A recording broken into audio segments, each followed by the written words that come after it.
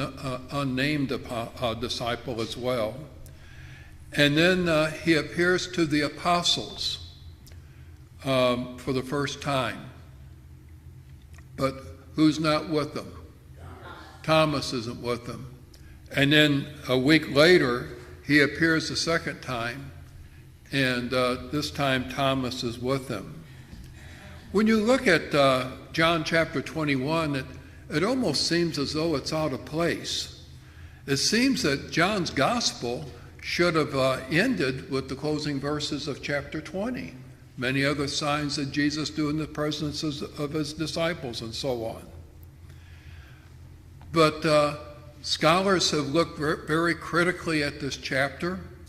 They have noted that the chapter kind of includes some unusual vocabulary not used by John usually.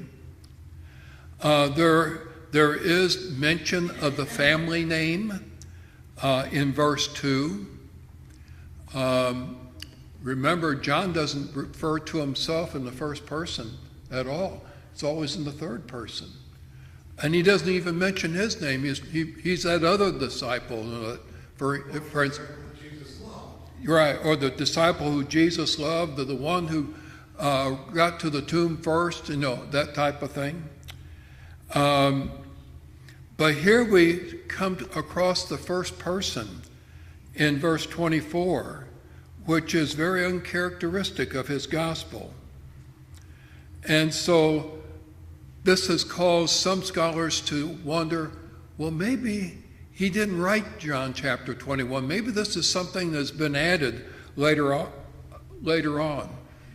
But if that's the case, there is absolutely no manuscript evidence to that. All the evidence is consistent that John did write this. And there's no reason for us to even question whether it's part of his gospel. John 21 also plays a vital role in the book of John and in the first century church for at least 3 ways. It chronicles that Peter, who had denied the Lord 3 times, being restored to Jesus. That happens here in chapter 21. It does record that Jesus indeed made his Galilean appearance, just as he had promised to do. And remember, that is specifically mentioned in Matthew's gospel. And we'll talk about that in just a moment.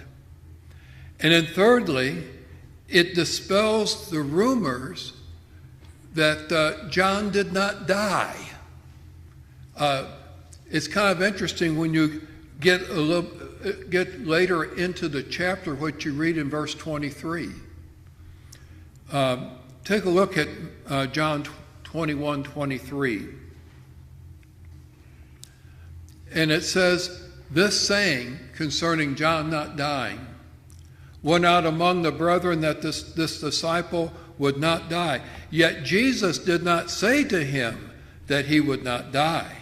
But if I will that he remain till I come, what is that to you?" And we'll talk about the significance of that question by Jesus on Wednesday night. But Peter, we're going to see, is feeling the heat. And so he wants to turn the attention away from himself to John. And Jesus is saying to Peter, "I'll take care of John. Right now we're dealing with you." So that's what people like to do oftentimes. And so in the last appearance, it seems that Jesus appeared particularly for the benefit of Thomas. That was in chapter 20.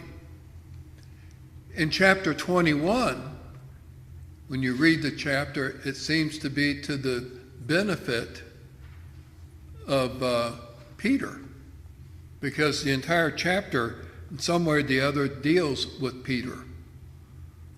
And so I want us to be able to work through this appearance this week. It's one of the few passages left, before we finish our harmony of the Gospels. So let's look at John chapter 21, and we're going to begin reading with verse 1.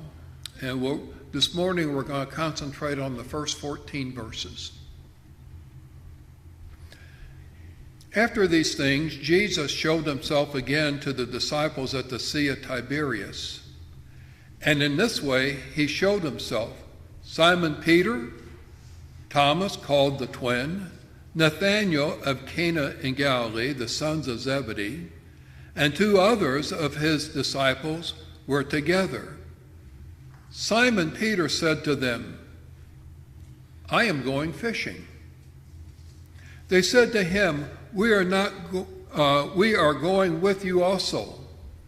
They went out and immediately got into the boat, and that night they caught nothing. But when the morning had now come, Jesus stood on the shore, yet the disciples did not know that it was Jesus. Then Jesus said to them, "Children, have you any food?" They answered him, "No." He said to them, "Cast the net on the right side of the boat, and you will find some." So they cast, and now they were not able to draw it in because of the multitude of fish. Therefore that disciple whom Jesus loved said to Peter, "It is the Lord." Now when Simon Peter heard that it was the Lord, he put on his outer garment, for he had removed it, and plunged into the sea. But the other disciples came in the little boat, for they were not far from land, but about 200 cubits, dragging the net with fish. Then, as soon as they had come to land, they saw a fire of coals there, and fish laid on it, and bread. Jesus said to them, "Bring some of the fish which you have just caught." Simon Peter went up and dragged the net to land, full of large fish, 153. And although there were so many, the net was not broken. Jesus said to them, "Come, eat breakfast." Yet none of the disciples dared ask him, "Who are you?" knowing that it was the Lord.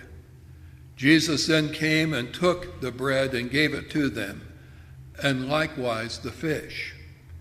This is now the 3rd time Jesus showed himself to his disciples after he was raised from the dead. So when you read the last chapter, the last verse, you understand why we are numbering these appearances of Jesus. And according to the scriptures, this is now the 7th appearance that Jesus makes, that is written for us. And it will be the 3rd to his apostles. And that's what John records for us. So as we look at our reading this morning, notice first the location and time. It was after the feast of Passover has ended. The apostles finally returned to Galilee as Jesus had directed them.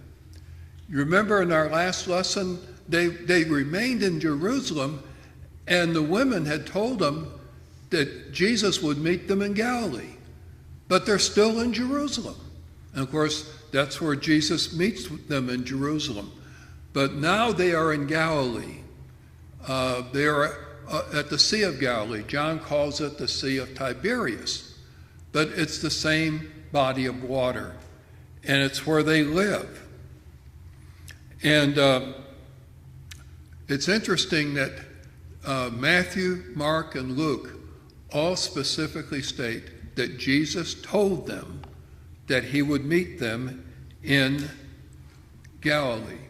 In fact, in Matthew chapter 26, even before he's arrested, crucified, and buried, he told his disciples that after his resurrection, he would meet them in Galilee. And then in chapter 28 of Matthew, chapter 28 and verse 7, Mary was sent to tell them, he will meet you in Galilee. The same is recorded in Mark 16 and verse 7 and Luke 24 and verse 6. But they are still in Jerusalem. But now they are in Galilee. And Jesus had told his disciples that he would meet them there. The Sea of Tiberias, as I mentioned just a moment ago, is another name for the Sea of Galilee. We don't usually call it that, but that's the same body of water. And as for the timing, we do not know exactly when this happened. All we're told in verse 1 was after these things. And we would have to assume after his last appearance with the apostles, this time including Thomas. So John tells us that what we are presently studying came sometime after Jesus' appearance to Thomas, and yet sometime before his ascension at the end of 40 days. So let's look at the characters who are involved, and we'll open it up a little bit for some discussion here. Involved in this appearance, we have certain people named, certain people that are there that are not named. That is, their names are not given. The ones we know that are present, of course, would be Simon Peter. We have Thomas. We have Nathaniel. We have James. We have John. And two others.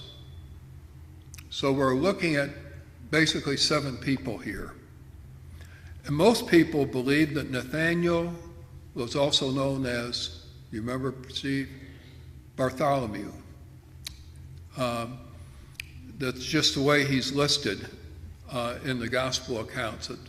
He's another name for Nathaniel was Bartholomew. And so they all decide to go fishing. Peter says, I'm going fishing. They're back in Galilee. Peter says, I'm going fishing. And what did the others say? Yeah, we're going fishing too. Sounds like a good thing to do, doesn't it? And so, did this mean that Peter was abandoning his apostleship? No, it doesn't mean that at all. It does tell us that they're back home. They had been away for several years following Jesus and becoming his apostles. They had left the family business, hadn't they? And these men are not accustomed to being idle. And all they're supposed to do is wait for Jesus to arrive, and they're waiting for Jesus to arrive. But while they're waiting, they are busy. And so 6 men come along with Peter, 2 of which are not named. The likely candidates would be Andrew, Peter's brother, and possibly Philip, who, like Peter and Andrew, lived in the small fishing village of Bethsaida, which is very close to Capernaum. Now, that we have the settings in our minds, what we want to look at now is the appearance of Jesus. And when you read this, think about what must have been going through the minds of the apostles when Jesus starts calling to them from the shore, and they're in their boats, and they've been out, and they have not caught any fish. That happens even with the best fishermen. You could just get a bad day, or you've selected the wrong spot to fish. And see, I have Sister Shelby's attention here tonight, this morning. She and her late husband John love to fish. But perhaps if they had been tempted to return to their former way of life, this would have discouraged them. Jesus then appears to them on the beach. We read that in verse 4. They did not recognize him. Now, this could be for several reasons. We saw before that his appearance was somewhat altered. It could have been hazy that day, or just for the sake of appearance, distance. They'd be about 300 feet away, or 100 yards. And so Jesus called to them and told them to cast their net on the right side of the boat, and that they would catch some fish. Verse 6. And when they did, they caught more than they could handle. Isn't it interesting that verse 11 gives us the fish count? Yeah. Yeah. I guess John counted the fish. 153, and these are pretty large fish. Well, It would be reasonable for him to count the number of fish. Yeah. Have you ever heard of exaggerated fish stories?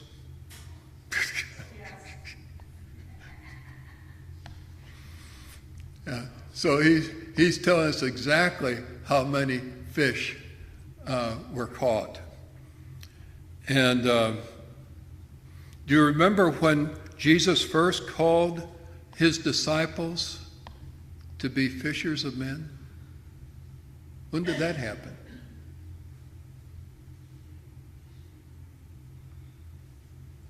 We don't remember it from our study of the harmony of the God. Yeah, back at the very beginning of his ministry, right? In fact, we're going to be looking at Luke chapter 5 in just a moment. You might want to turn there. This is deja vu. when you read the story. And when I was reading it once again, you can only imagine the emotion of these men when they realized it was Jesus. Let's take a look at Luke chapter 5. And we're going to read the first 11 verses.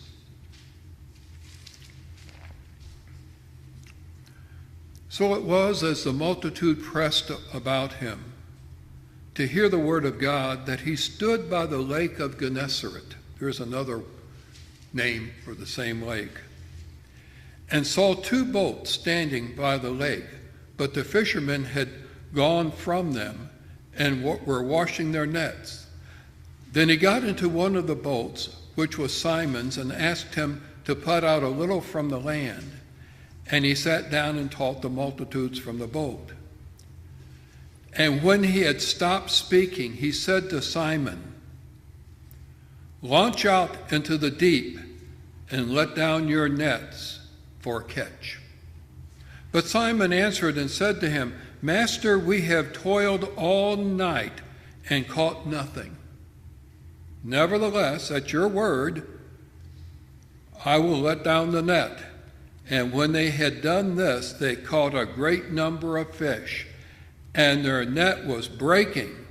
So they signaled to the other partners in the other boat to come and help them. And they came and filled both the boats, so that they began to sink. When Simon Peter saw it, he fell down at Jesus' knees, saying, "Depart from me, for I am a sinful man, O Lord."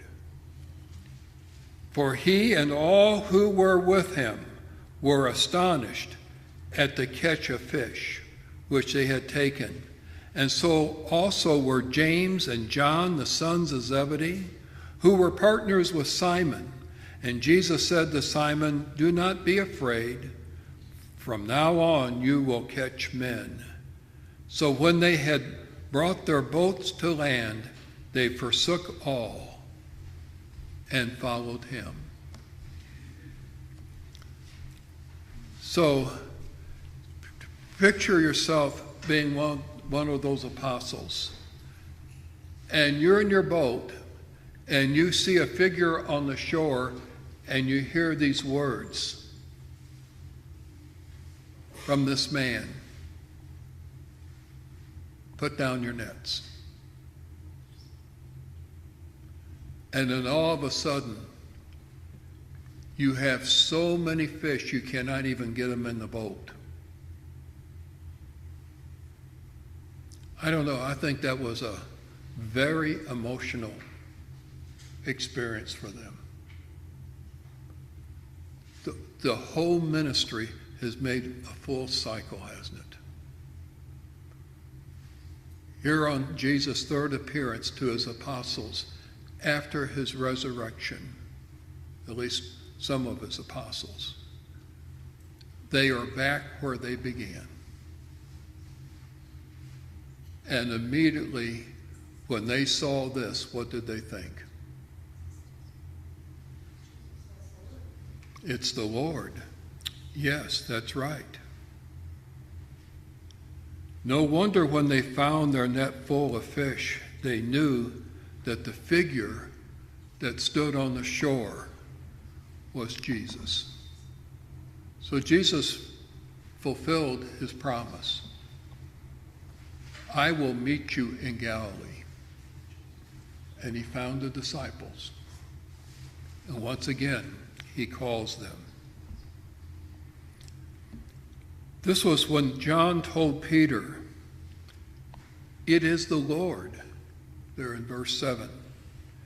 Peter put on his outer garment, this would have been out of respect, and jumped into the sea to swim to Jesus, who was 100 yards away. Now, usually we think about taking off heavy clothes and so on, but he puts his on. Why do you suppose he does that?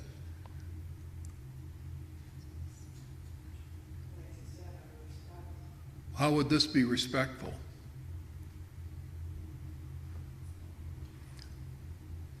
Well, he was in probably half-dressed because he was fishing. That's right. That's the way they would fish. They'd get rid of the outer garment. They might have been shirtless. So it's like the equivalent of like a bathing suit kind of thing. Yeah, almost, yes. Right. Be out there in the sea, maybe under the hot sun or something like that, sweating, and they're out there by themselves. Nobody else, have to be concerned about anybody else seeing them, and they're working out there. But when they see Jesus, he puts that garment back on, and he swims to shore. And so the other disciples went in the small boat, dragging the fish. Isn't that kind of interesting? Before, they put the fish in the two boats, and the two boats started sinking, right? This time they don't even try to put the fish in the boat. Yeah, they're dragging their catch to shore. Do you see anything else that is different about the net? Yeah, the first time it was breaking. What about this time? No, it doesn't break. They make it to shore without it breaking. And as we said before, John counts the fish. There are 153 of them. And that would, if they're pretty large fish, that'd be quite a bit of weight to put in the boat anyway. And so they were just too big for the boat. Jesus asked them to bring some of the fish they caught. I read that and I don't know why he asked them to bring the fish. Because he's already prepared breakfast, hasn't he? Yes. Except when you start looking at the words for the for the bread that he has made and the fish, they're small. Both are small. So I imagine they had a little bit to get started, and they made some more with the recent catch. That's the only thing I can figure out. Why would he ask to bring some of the fish other than that he was going to prepare them too, for them to eat? Well, like you said, originally, when Jesus said, cast it over on the other side, and Peter said, well, that, at your command, you will. Maybe that's why he said, bring more fish, and that's how they knew that he was the Lord, and therefore, that's why he said that, possibly. Yeah, I think Peter was just absolutely overwhelmed. When he saw what was happening. That he put on his outer garment and dove in and swam in. Yes.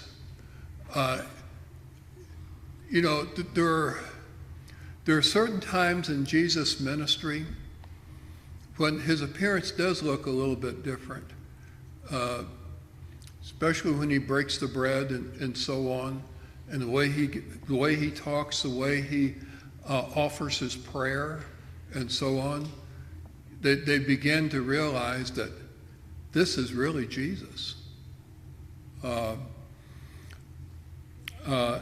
he does seem to some way change his appearance, or God makes it where they're not really able to recognize him until later. In fact, remember back in Luke 24? They didn't recognize him until he blessed the food before. And then they looked, and then they recognized him. And then what happened? Immediately, he disappeared. As soon as they recognized him, he disappeared. And so, is it not interesting when you're talking about these post-resurrection appearances of Jesus, that not once does any of them include his antagonists?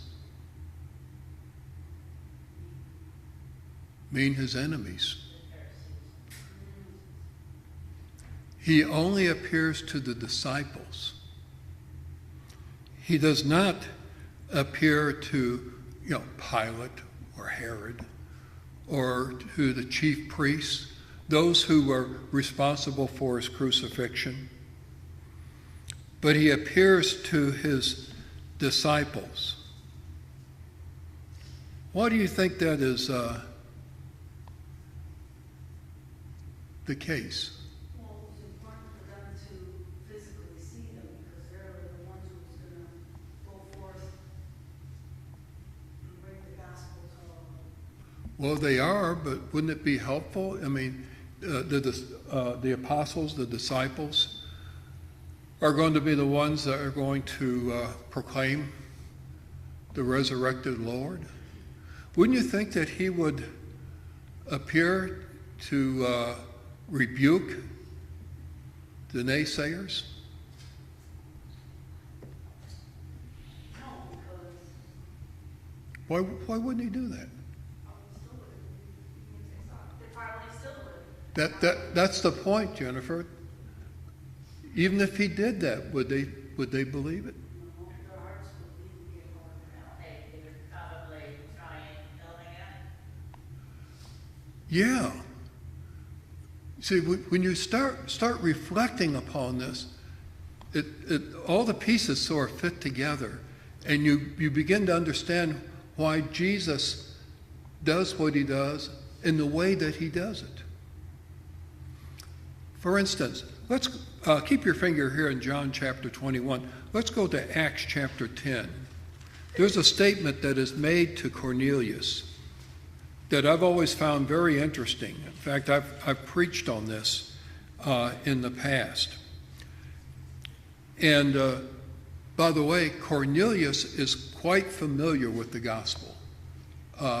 Peter tells them, these things you know.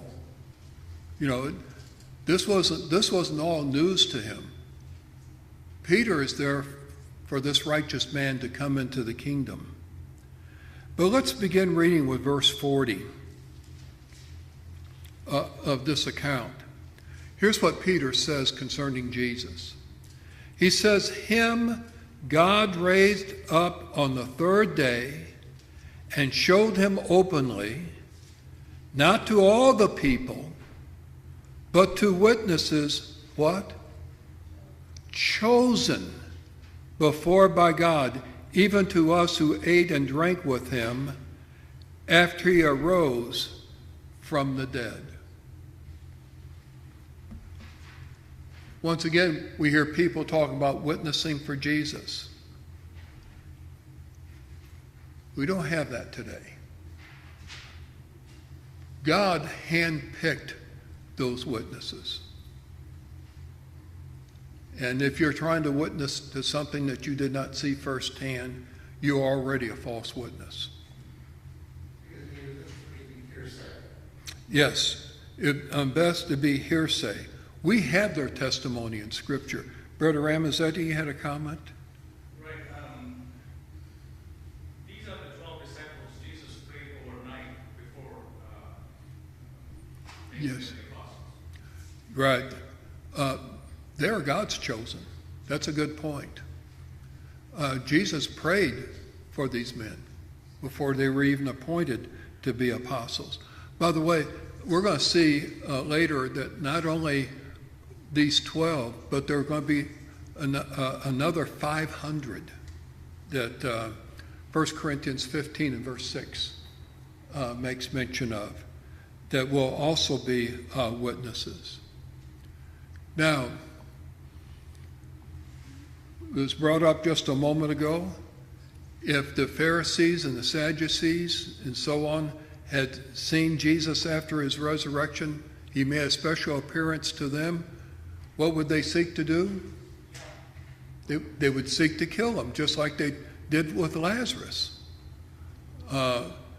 This is something that they don't want people to see the evidence. And then, can you think about another time that Jesus said, if they don't believe Moses and the prophets, they won't believe you even if a person comes back from the dead? Yeah, Luke 16. And what is that story about? The rich man and Lazarus. And what happens at the end of that chapter? The rich man actually asked, you have Lazarus back to his family. Oh, by the way, who did he ask to do that? Abraham, Father Abraham, which is interesting too. You know, it's not just Lazarus or the rich man talking to God or talking to Jesus. He's talking to Father Abraham. And Abraham corrects him, doesn't he? And you remember what verse 31 of that chapter says? It says, if they do not hear Moses and the prophets, neither will they be persuaded though one rise from the dead. What does that tell you about the situation? Why won't they listen? Why won't they believe? Their hearts are hardened. Jesus told the apostles was not to, with the heart. That's right. If their hearts are hardened, walk away. No, we need to learn that today. You know, we try to keep persuading people with hardened hearts. What is that going to end up in? Harder hearts and argument. Yeah, and arguments and discouragement for us, isn't it? See, everybody has a responsibility to seek out God. You read about that in Acts chapter 17. A lot of times we think, that we're supposed to carry out the Great Commission and we have the responsibility of doing something that other people are to do for themselves. But people have the responsibility to seek out God. And if they don't want God, there's no way you're going to convince them that they need God. And here is telling you right here, they're not going to be persuaded even if somebody came back from the dead and told them. And of course, we have those people who claim to be able to talk to the dead today. Well,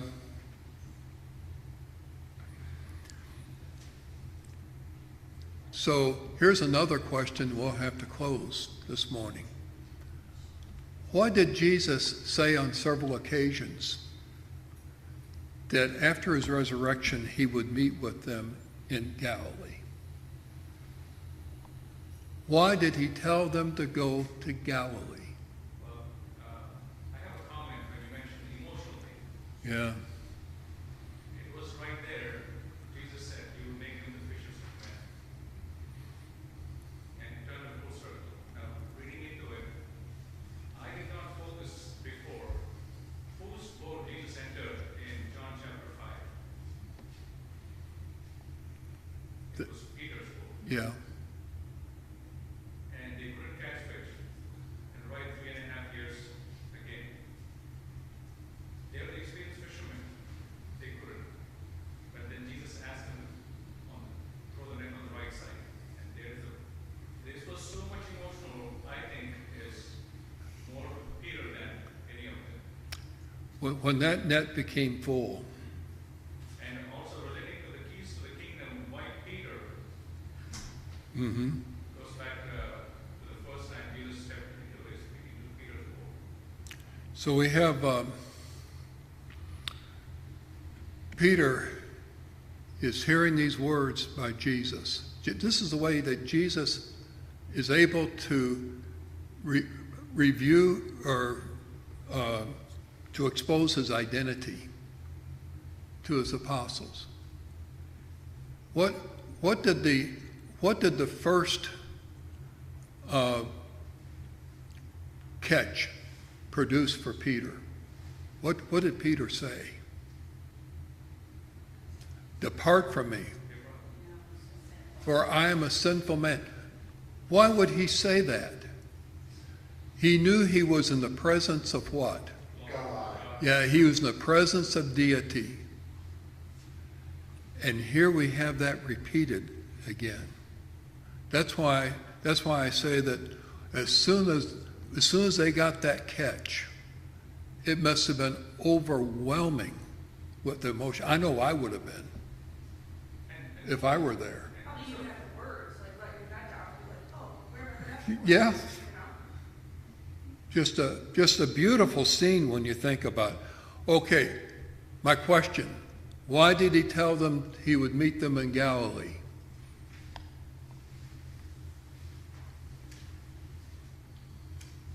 Galilee is going to perform most of his works, miracles. Well, that's true.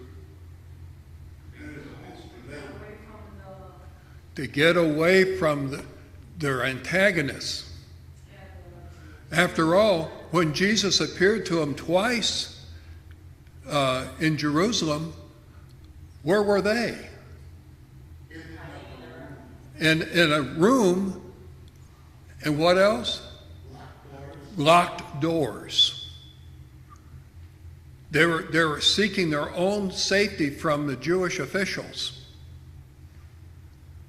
Jesus would not be able to work and teach with them in that type of environment. They were at a safe place where they could concentrate upon their mission that Jesus has given them. You know, sometimes we need that, don't we? We need that in life. you know, to add to that, it's so interesting, even in the beginning with Adam and Eve, and when they chose to eat from the fruit, the center fruit of the garden, and they hid, but God comes to them cool. He wasn't looking out to take vengeance, but to, you know, direct them and so on and so forth. Same thing here. He doesn't want them living You know, when I read about the situation in Eden, that was a place of safety, wasn't it, for the first, until evil invaded it. And then they were driven from the garden. Think about that. Our time is up. Enjoyed the study with you this morning. We'll break now.